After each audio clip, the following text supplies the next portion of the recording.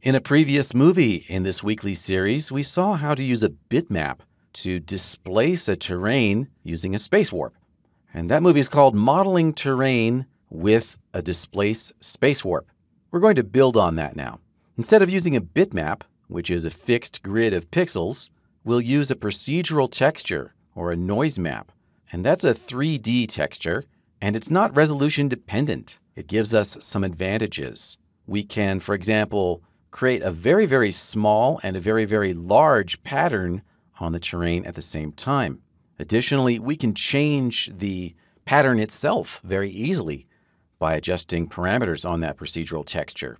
But procedural textures have one well-known disadvantage, which is that they are notoriously difficult to art direct. For example, in this case, I want a terrain that is mountainous in the distance far away from the camera, but a flatter plane here in the foreground near the camera. To achieve that specific result with a 3D procedural texture would be quite difficult or even impossible. However, 3ds Max has a handy feature which is called Texture Object Mask, and it's a map that works in conjunction with a 3D primitive, and you can move that primitive around in the scene to affect the shading. And in this case, we'll use it to mask off part of the displacement so that within the volume of the Texture Object Mask helper object, we'll have reduced displacement. Here's the scene I've got. It's a plane. We'll select that plane and take a look at the Modify panel. It's got a displace binding, so it's already attached to this space warp. And the plane has a size of 1 kilometer on a side with quite a lot of segments, 500 segments on a side. I'll select the space warp, which is the purple rectangle. And it doesn't have any strength currently, but if we scroll down in the Modify panel, we'll see that it's a planar map with, once again, a length and width of 1 kilometer. As we saw in the movie Modeling Terrain with a Displaced Space Warp, the length and width values here are actually doubled in the scene, so that the space warp is actually 2,000 meters on a side.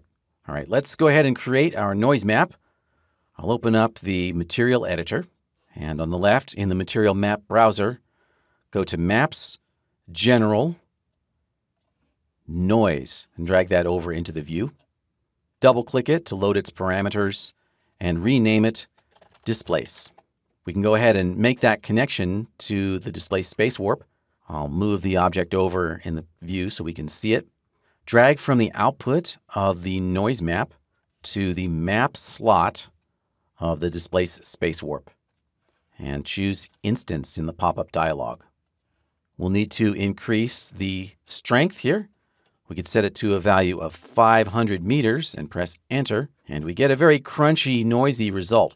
But back in our noise parameters, all we need to do is increase the size. Because it's a very large object, a kilometer on a side, we'll need a very large size here. Let's put in a value of 20,000 and press Enter. And now we have a nice soft noise effect there.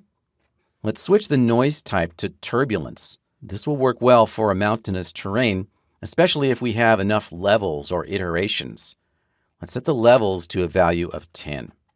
And now we've got a fairly computer-looking mountainous terrain, but we can make that look a little bit more natural by going into the output section for the noise map. And we can basically remap the floating point values coming out of this noise map using the Enable Color Map.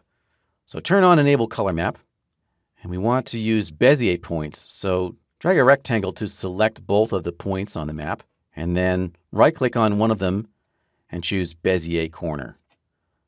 And now we have some Bezier tangent handles. So let's create an S-curve. It looks something like that.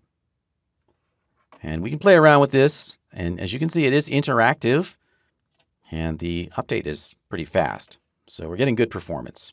Okay, so that's a pretty good mountainous terrain, at least in the distance here, but we need to flatten out this area here. So the next thing we want to do is to create an object for the Texture Object Mask. We'll use a sphere. I'll minimize the Material Editor, go to the Create panel, Geometry, Standard Primitives, Sphere. Click on that, and then click and drag to create a sphere. Right-click to exit the tool. Go over to the Modify panel. Set the sphere's radius to 600 meters. Let's position that selected sphere. Go over to the Move tool. And in the Transform Type In area at the bottom, give it an X value of 0. Press Tab. A Y value of -500. And a Z value of 0. And so that we can see through this, let's go to its Object Properties. Right-click and choose Object Properties. And enable See Through. And click OK. All right, so we know where the volume of that sphere is and what part of the terrain is going to be affected by the texture object mask. We'll go back into the material editor. I've got it minimized here. And create a couple more nodes. Scroll down a bit and create a texture object mask. Drag that over. And we want to multiply that texture object mask with the noise. So we need an Rgb Multiply node as well. So drag that over too. All right, so let's get this so we can see this a little bit better. Connect the noise output to the color 1 input of the Rgb Multiply. And connect the output of the texture object mask to color 2. And this multiply is now going to feed into the Displace Space Warp. So reselect the Space Warp and drag from the Rgb Multiply output over onto the map slot and choose Instance. And we won't see anything very much at first because we also have to select the object within the map. So we'll go back over, double-click on the texture object mask, click on Control Object None, and then click on the sphere in the viewport. We can see here now that it's having an effect. The area within the sphere's volume is being displaced, and everything outside the sphere's volume is not being displaced.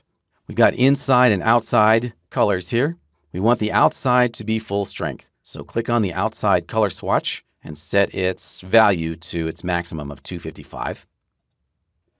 Click on the inside color swatch and set its value to 40.